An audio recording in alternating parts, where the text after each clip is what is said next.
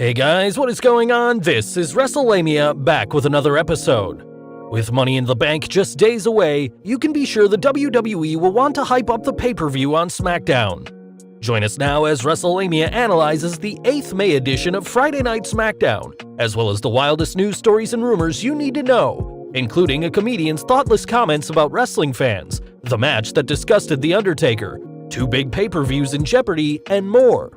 As always, Wrestlelamia isn't going to recap the matches, but look at the good, the bad, and the downright ugly.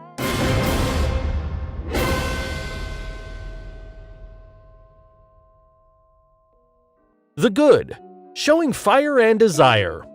The feud between Mandy Rose and Sonya Deville is off to a great start, with Rose and Deville's first in-ring encounter providing an exciting and compelling match. Both women showed lots of emotion, and unlike many feuds, they conveyed the idea that this one is both real and personal. With any luck, the WWE will keep this one going with some storyline twists and turns and not end it too soon. Mandy Rose needs to improve in the ring, but tonight she did well enough to start the feud. As for Sonya Deville, the WWE should pay close attention to her because she has a lot to offer in a singles division that needs some fresh blood rather than relying so much on the 4 horsewomen. Good build-up. Tonight's SmackDown did a solid job building up Money in the Bank, with the tag team bout between Lacey Evans and Tamina versus Sasha Banks and Bayley setting Tamina up as a credible contender for Bayley's SmackDown Women's title, just as the tag match between King Corbin, Shinsuke Nakamura, and Cesaro versus Daniel Bryan, Drew Gulak, and Otis was a good build-up for the men's Money in the Bank match. A cavalcade of stars. Unlike Raw, SmackDown has worked hard to make sure the show is full of top stars rather than putting on a glorified version of Main Event, but tonight's show over-delivered in terms of star power. The WWE featured several tag teams, including all 4 teams scheduled for Sunday's Fatal 4-Way for the SmackDown tag straps, as well as the previously mentioned women's tag team match. Add in the confrontation between Braun Strowman and Bray Wyatt, and SmackDown wasn't holding back. While it's unlikely to change the ratings, it may help bump Money in the Bank's views on the WWE Network. Stirring storylines. The WWE is equal parts storyline and wrestling, as fans like to see something driving the in-ring action. Tonight's brawl between Jeff Hardy and Sheamus continued the build-up for their inevitable program in the ring, furthering things just enough without giving away too much too soon.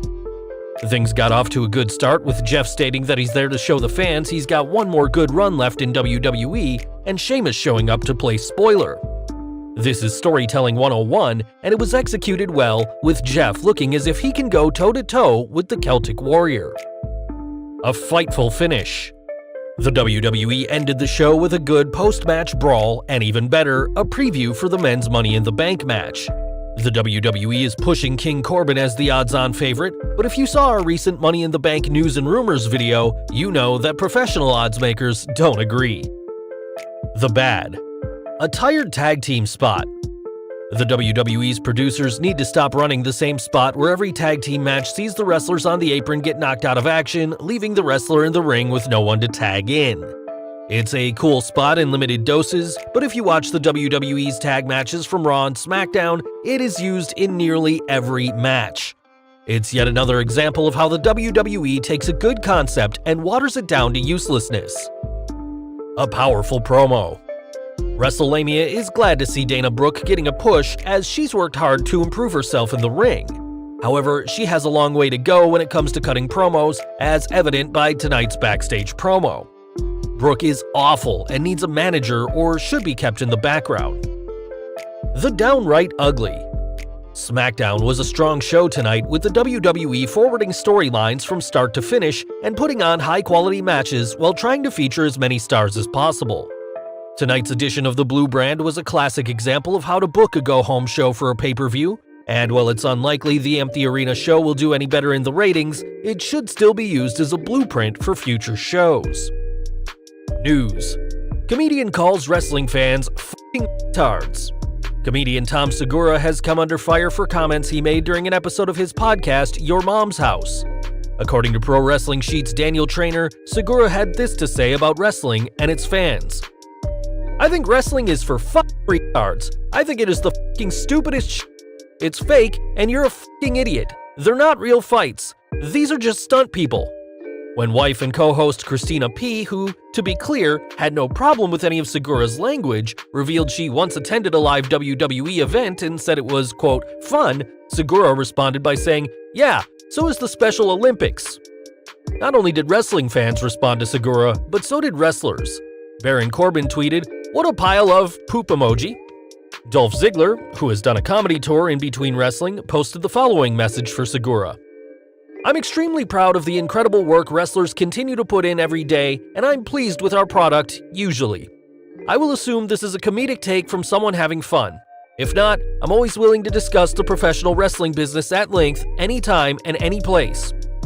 Segura responded immediately, come on over. So expect to see Ziggler on Segura's show or some sort of publicity-grabbing encounter. Wrestlelamia can't help but feel this is a publicity stunt by Segura and likely the WWE too. Segura later commented that he is a wrestling fan, tweeting a video praising wrestling and noting, a lot of people don't get it, I love wrestling. Segura's insensitive use of the word retard and his mocking the Special Olympics is an even cheaper way to get heat than insulting professional wrestling and its fans. If this is a publicity stunt, it's a poorly executed one. In any event, Segura is a first-rate ass. 2 major pay-per-views in Jeopardy. It looks like both the WWE and AEW may have some problems putting their pay-per-views on as scheduled. First, let's take a look at SummerSlam, one of the WWE's Big 4 pay-per-views. As you know, the event is scheduled to take place in Boston, Massachusetts on 23rd August. However, Boston Mayor Marty Walsh, not to be confused with Marty McFly, recently announced, we are planning a healthy reopening and an equitable recovery process, as soon as the health data tells us it's safe.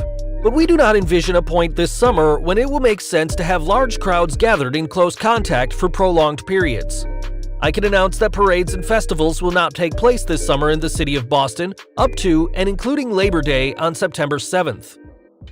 Barring a complete change of circumstances, SummerSlam will not take place in Boston as planned.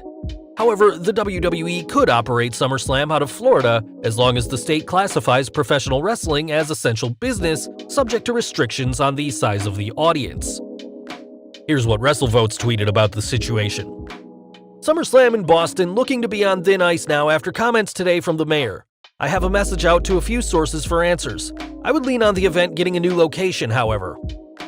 The WWE is also looking to Major League Sports for possible insight into when arenas will resume operating at full capacity.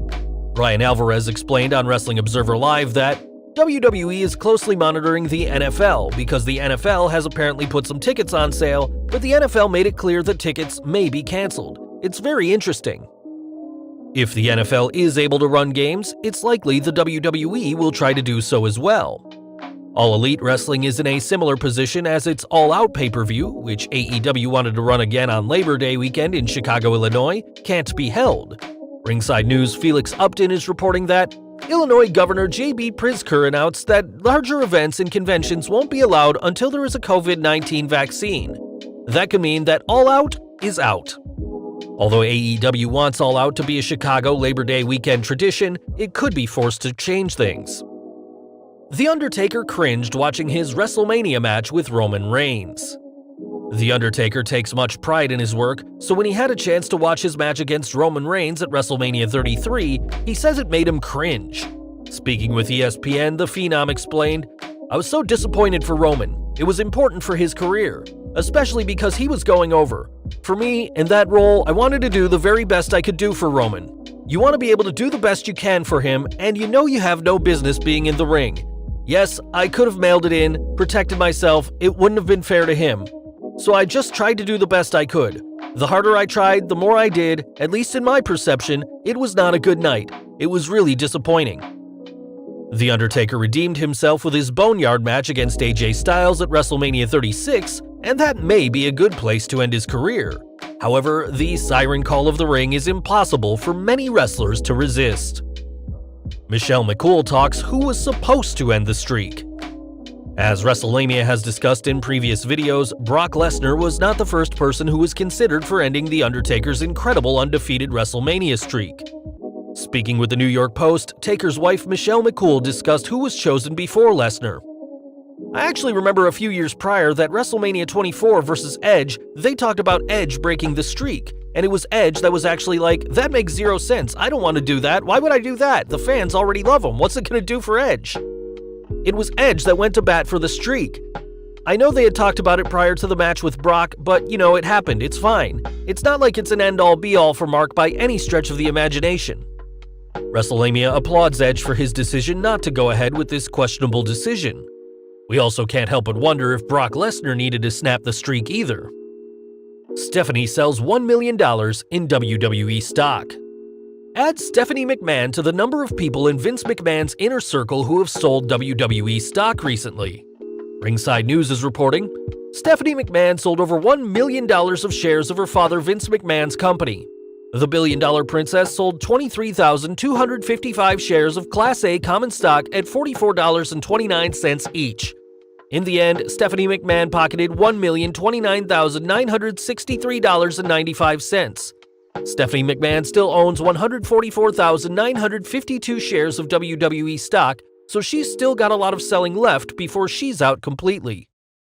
People buy and sell stock all the time, but things are especially interesting due to the current situation. You may recall Stephanie's husband recently sold roughly $1 million worth of stock, as did Kevin Dunn. Given the small amount of stock shares sold by these three, it's unlikely it's due to anything other than a desire to capitalize on the WWE stock's uptick in value.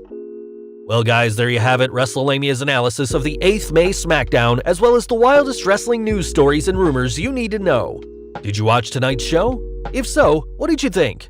Be sure to leave your comments, and don't forget to subscribe to our channel, follow us on Instagram and Twitter, and I'll see you next time for some more wrestling content.